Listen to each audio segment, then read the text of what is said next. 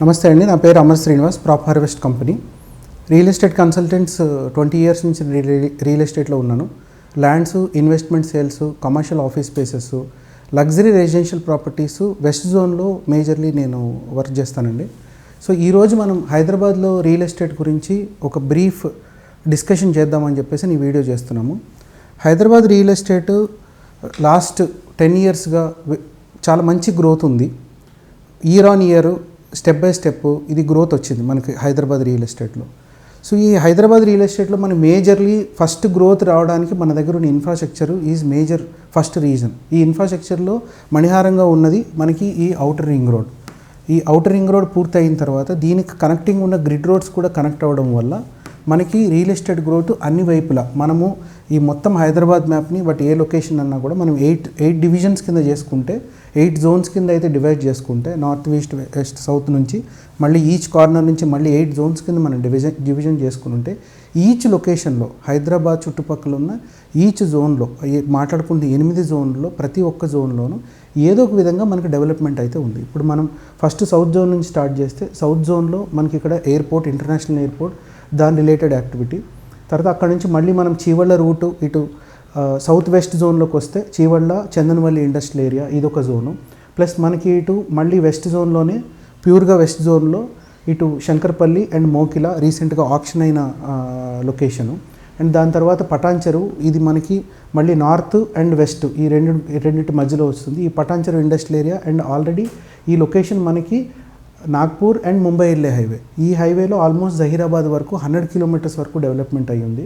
మళ్ళీ ఇక్కడ నుంచి ఔటర్ రింగ్ రోడ్ నుంచి మనం నెక్స్ట్ భాగం ఇక్కడ మన నర్సాపూర్ రోడ్, మెదక్ రోడ్కి వస్తే ఇక్కడ మనకి ఒక మెడికల్ డివైసెస్ పార్క్ ఒకటి ఉంది. మేడ్చల్ హైవే తర్వాత కండ్లకోయి మేడ్చల్ హైవే, ఇక్కడ ఐటీ ఒక ప్రపోజ్డ్ ఐటీ పార్క్ కూడా ప్రపోజ్ అయ్యింది. తర్వాత ఇక్కడ నుంచి మనకి షామీర్పేట్ జోన్లో బయోటెక్ జోన్ ఎక్స్పాండ్ అయ్యింది. ఆల్మోస్ట్ ఇక్కడ నుంచి ఒక 15 కిలోమీటర్స్ 20 కిలోమీటర్స్ వరకు బయోటెక్ అనేది ఎక్స్పాండ్ అయి ఉన్నది. మళ్ళీ తర్వాత మనం కీసర్ రోడ్ చూసినట్టయితే కీసర, నాగారం ఈ రోడ్లో కూడా ఈ ఈసీఐలకు ఉన్న ఎఫెక్ట్ వల్ల, ఈసీఐలో అలైడ్ సర్వీసెస్ ఉండడం వల్ల ఇక్కడ మనకి ఈ సైనిక్పురి, ఈసీఐలు, ఈ నాగారం ఈ లొకేషన్స్ ఎక్స్పాండ్ అయినాయి. తర్వాత గట్కేసర్ ఆల్రెడీ మీకు తెలుసు, గట్కేసర్లో పోచారం ఐటీ హబ్ ఉంది. అండ్ ఇది మనకి ఇప్పుడు లాస్ట్ 4-5 ఇయర్స్లో ఈ రోడ్డు 8 లైన్ రోడ్ కింద ఎక్స్పాండ్ అయింది టువర్డ్స్ వరంగల్. ఇది అయిన తర్వాత యాదాద్రి టౌన్షిప్ ఇక్కడ నుంచి సుమారుగా 20-25 కిలోమీటర్ల దూరంలో ఉండడం వల్ల యాదాద్రి చాలా పెద్దగా ఎక్స్పాండ్ అయిన తర్వాత ఈ గట్కేసర్ ఉప్పల్లో ఉన్న మెట్రో స్టేషన్ వల్ల ఈ లొకేషన్కి కూడా ప్రాముఖ్యత ఏర్పడింది. తర్వాత అక్కడ నుంచి మళ్ళీ మనం ముందుకు వస్తే ఈ Ramoji film city, Peddamberpet, Vijayawada highway. ఈ విజయవాడ హైవేలో కూడా రామోజీ ఫిలిం సిటీ దాటిన తర్వాత మల్కారం దగ్గర ఒక 1000 ఏకర్స్లో ఒక ఇండస్ట్రియల్ పార్క్ అనేది పెట్టడం జరిగింది. అది నల్గొండ వరకు ఉన్న లొకేషన్లో వరకు కూడా, చౌటుప్పల్ నల్గొండ వరకు ఉన్న లొకేషన్లో కూడా మనకి ఎక్స్పాన్షన్స్. అండ్ ఇక్కడ ఈ పర్టికులర్ చౌటుప్పల్ లొకేషన్స్లో, మల్కారం లొకేషన్స్లో ఉన్న ఇండస్ట్రియల్ ఎస్టేట్ వల్ల ఈ మన విజయవాడ రోడ్డుకి మంచి ప్రాముఖ్యత వెళ్ళింది. దాని తర్వాత అక్కడ నుంచి మళ్ళీ మనం ఇబ్రహీంపట్నం రోడ్ వస్తే అటు నుంచి ఈ సౌత్ ఈస్ట్ జోన్లో ఇబ్రహీంపట్నం జోన్లో డ్రై పోర్ట్ అది అనౌన్స్ చేయబడింది. ఈ డ్రై పోర్ట్ వల్ల పోర్ట్ బేసిస్లో, అంటే ఏదైతే మనకి ఇక్కడ ఉన్న కృష్ణపట్నం పోర్ట్లో కానీ లేకపోతే మన చెన్నై లేదా వైజాగ్ పోర్ట్లో ఉన్న బెనిఫిట్స్ ఏవైతే ఉన్నాయో అవి ఈ డ్రై పోర్ట్లో మనకి ఫెసిలిటీస్ క్రియేట్ చేయడం జరిగింది. ఇదే లొకేషన్లో గవర్నమెంట్ ఇనిషియేషన్ కూడా తీసుకుని warehouses and logistics parks కూడా ఇదే లొకేషన్లో డెవలప్ చేస్తుంది. సో ఈ బొంగళూరు ఎగ్జిట్ మనం చూసుకున్నట్టయితే Bengaluru exit very close to Adibatla and ఇప్పుడు వచ్చిన ఫాక్స్కాన్ అండ్ కొంగరకలాన్ ఉన్న లొకేషన్కి చాలా దగ్గర. తర్వాత అక్కడ నుంచి మళ్ళీ మనం శ్రీశైలం రోడ్ తుక్కుగూడ వస్తే ఈ తుక్కుగూడ రోడ్లో ఫ్యాబ్ సిటీ ఉంది. ఈ తుక్కుగూడ రోడ్ నుంచి మనం ఒక 20-25 కిలోమీటర్స్ వెళ్తే మనకి ఫార్మా సిటీ కూడా ఉంది. ఫార్మా సిటీ ఆల్మోస్ట్ 19,000+ ఏకర్స్లో డెవలప్ అవ్వబోతుంది. ఆల్మోస్ట్ 350+ కంపెనీస్ ఇక్కడ ఎక్స్పాన్షన్ కోసం, వాళ్ళ యొక్క సంస్థలు స్థాపించడం కోసం ఆల్రెడీ అప్లై చేసుకుని ఉన్నారు. అండ్ ఇది కార్యరూపం ఆల్మోస్ట్ ఇంకొక 2-3 సంవత్సరాల్లో మనం చూడొచ్చు. సో ఈ విధంగా మనం చూసుకుంటే టోటల్ ఈ హైదరాబాద్ ఔటర్ రింగ్ రోడ్ ఉన్న పరిధి మొత్తం 160-170 కిలోమీటర్స్ రేడియస్లో ప్రతి 10-15 కిలోమీటర్లకి ఉన్న ఎగ్జిట్ దగ్గర అండ్ ప్రతి 10-15 కిలోమీటర్లకి ఏదో విధమైన డెవలప్మెంట్ అయితే చోటు చేసుకుని ఉంది. ఈ డెవలప్మెంట్స్ మళ్ళీ ఇక్కడ నుంచి మనకి రీజనల్ రింగ్ రోడ్ ఈ ప్లేస్ నుంచి ఇంకొక 20 kilometres 25 kilometres.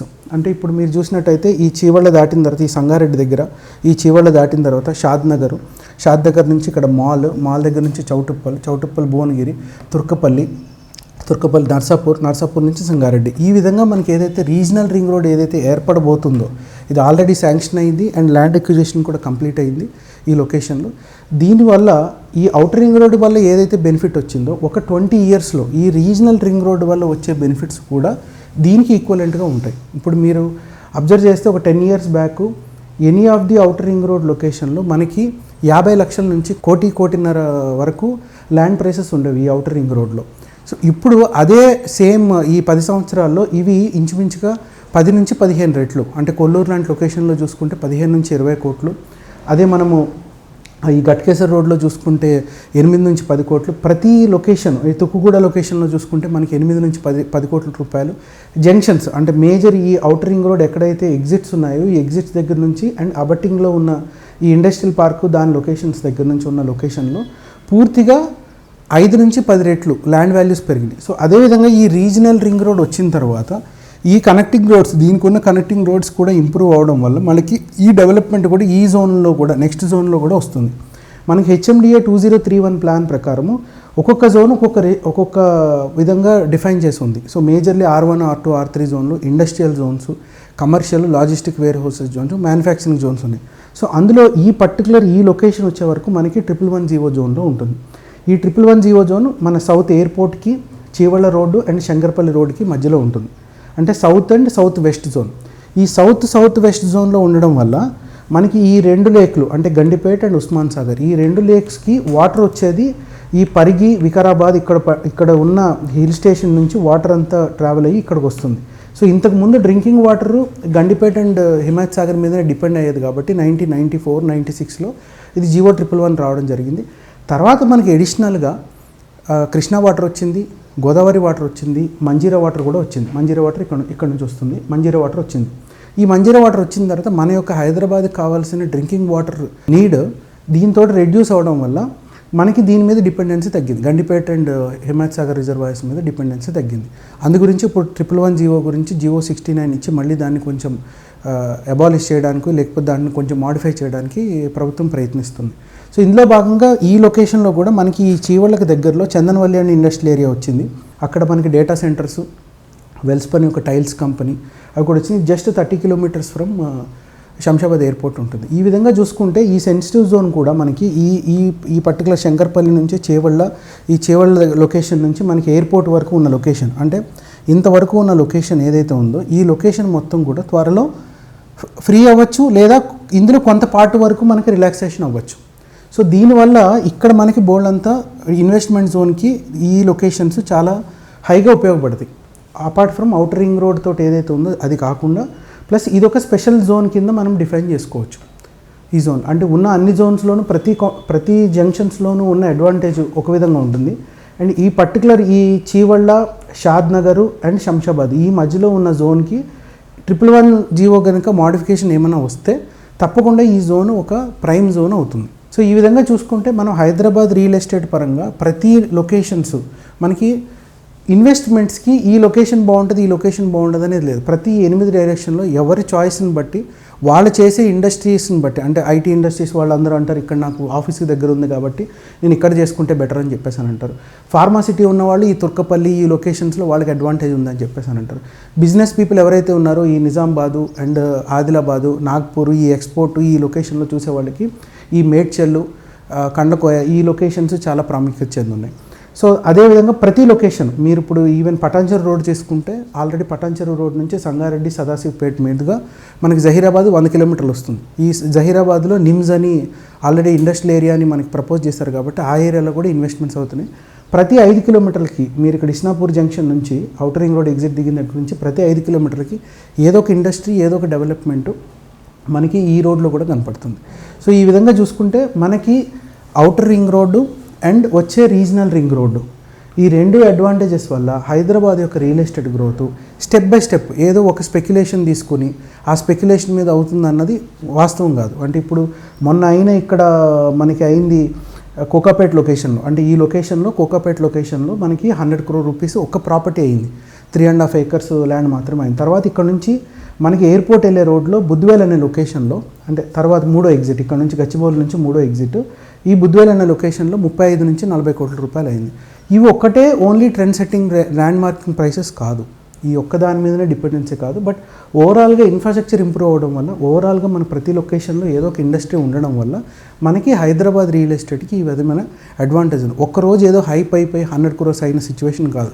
Day by day, step by step ఇది ఇంక్రీజ్ అవుతూ ఈరోజు మనం ఈ స్టేజ్లో ఉన్నాము.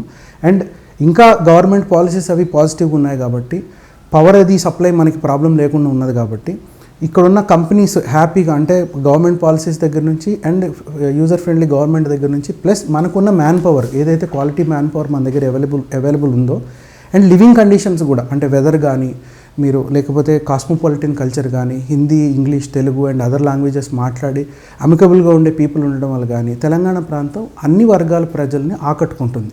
అటు నార్త్ ఇండియన్స్, ఇటు సౌత్ ఇండియన్స్ ఎటువంటి విభేదాలు లేకుండా కంఫర్టబుల్గా government initiations, infrastructure and as well as user friendly people, దీనివల్ల మనకి గ్రోత్కి there is no speed breakers. ఇప్పుడైతే స్పీడ్ బ్రేకర్స్ ఏమీ లేవు. 100% స్మూత్గా ఈ రైడ్ ముందుకెళ్తుంది. ప్రైసెస్ కొన్ని చోట్ల ఎక్కువనే, కొన్ని చోట్ల తక్కువనే చూసుకొని ఒక్కొక్క లొకేషన్లో ఒక్కొక్కరి ఇంట్రెస్ట్ని బట్టి వాళ్ళు ఆ ఇన్వెస్ట్మెంట్ జోన్ సెలెక్ట్ చేసుకుని ఆ ఇన్వెస్ట్మెంట్ చేసుకోవచ్చు. Thank you.